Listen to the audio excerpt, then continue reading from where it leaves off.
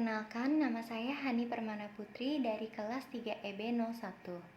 Di sini saya akan mempresentasikan tentang pengaruh aspek kognitif dan afektif dalam pembuatan keputusan menggunakan balance scorecard.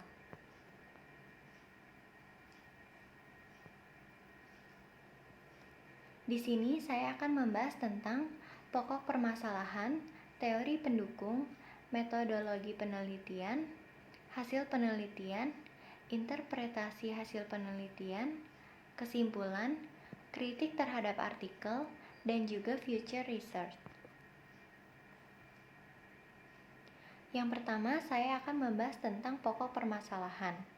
Pokok permasalahan dalam penelitian ini adalah bagaimana pengaruh kognitif dan afektif dalam aspek pembuatan keputusan menggunakan balance scorecard yang efektif.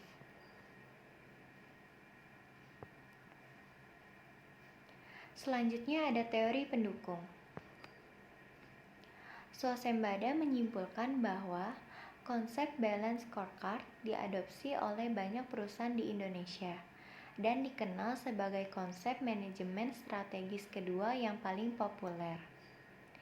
Krittner dan Kinnicky juga berpendapat bahwa kognisi adalah setiap pengetahuan, pendapat, atau kepercayaan tentang lingkungan, tentang orang, atau tentang perilaku seseorang. Kaplan dan Norton juga berpendapat bahwa kekuatan penting dari balance scorecard adalah bahwa setiap unit bisnis dalam organisasi akan memiliki scorecard sendiri yang khusus, yang disesuaikan dengan unitnya. Selanjutnya ada metodologi penelitian. Sampel. Penelitian ini menggunakan 168 mahasiswa lulusan akuntansi dan manajemen Universitas Gadjah Mada.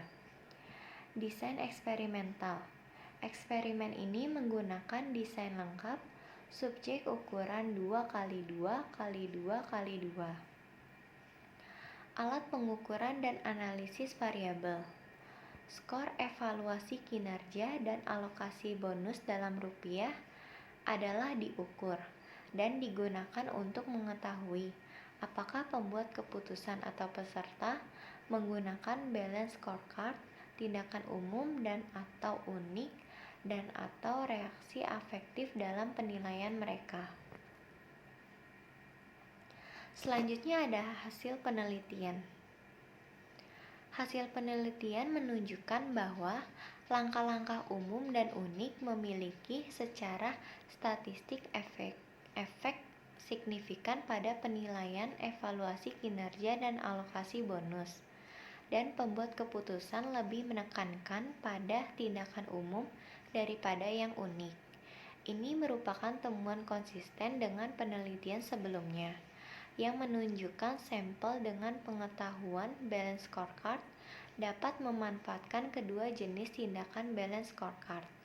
Meskipun tidak ada secara statistik dukungan signifikan untuk efek pengaruh, penelitian ini memberikan bukti penting untuk balance scorecard mengadopsi untuk mempertimbangkan aspek kognitif dan afektif pembuatnya jika mereka mau mengejar balance scorecard yang efektif. Selanjutnya ada interpretasi hasil penelitian. Secara empiris, penelitian ini menunjukkan pengaruh aspek kognitif dalam melakukan evaluasi kinerja dan atau penilaian alokasi bonus dengan pendidikan, pelatihan, dan pengalaman balance scorecard yang luas. Kapabilitas dan karakteristik pengambil keputusan akan dapat menggunakan langkah-langkah umum dan unik. Pengukuran balance scorecard yang tidak sama juga harus dihindari, karena dapat membatasi efektivitas balance scorecard sebagai alat pengukuran kinerja. Meskipun tidak ada dukungan untuk efek mempengaruhi, itu tidak berarti emosi negatif yang sering hadir dalam hubungan interpersonal tidak akan mempengaruhi pengambilan keputusan rasional menggunakan balance scorecard sama sekali. Kompleksitas struktur balance scorecard mungkin membatasi efek itu, tetapi tidak menghilangkannya. Pengukuran kinerja yang objektif dan sistem imbalan harus dijaga dengan baik untuk menghindari emosi negatif ini mendominasi keputusan para pembuat keputusan.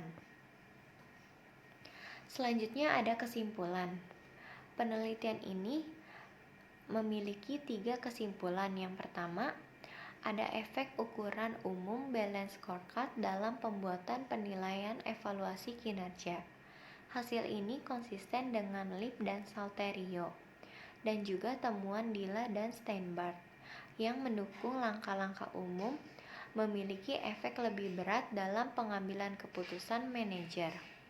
Kedua, ada konsistensi dengan hasil Dilla dan Steinbart yang mengklaim bahwa pembuat keputusan yang memahami tentang teori dan struktur balance scorecard seperti sampel penelitian ini akan menjadi lebih mudah untuk menggabungkan ukuran umum dan unik saat membandingkan dan mengevaluasi kinerja masing-masing departemen. Yang ketiga, balance scorecard umum dan unik, ukuran efek juga muncul dalam penilaian alokasi bonus. Ini juga konsisten dengan Dilla dan Steinbart. Hasil termasuk relatif faktor umum yang lebih tinggi besarnya.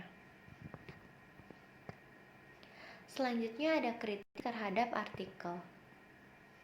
Menurut saya, penelitian yang dilakukan sudah sangat baik dan jelas, karena penulis telah menjelaskan secara detail mengenai teori dasar pengaruh kognitif dan afektif dalam aspek pembuatan keputusan menggunakan balance scorecard, sehingga dapat memberikan gambaran secara jelas bagi pembacanya.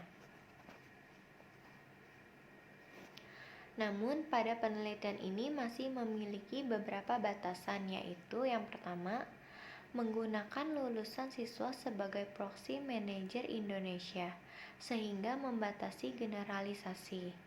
Yang kedua, penelitian ini menggunakan utuh desain yang setara, dengan eksperimen berlangsung selama kelas yang dijadwalkan secara teratur sesi. Ketiga, tidak ada bukti signifikan yang mempengaruhi efek kedua penilaian peserta. Selanjutnya ada future research. Karena mekanisme dan waktu eksperimen tidak dapat menimbulkan reaksi emosional dari sampel, maka penelitian di masa depan bisa menyelidiki penyebab tidak adanya reaksi afektif, seperti jenis kelamin, pengalaman bekerja, gaya kognisi, dan yang lainnya. Atau sejauh mana faktor ini mempengaruhi dengan memasukkan reaksi emosional positif juga. Dan juga faktor lain yang disarankan oleh peneliti lain dapat dipertimbangkan, seperti diskusi kelompok, metode disagregasi, atau mekanis teragregasi, atau menggunakan meminta pertanggungjawaban proses untuk mencari cara mengurangi kecenderungan bias ukuran umum.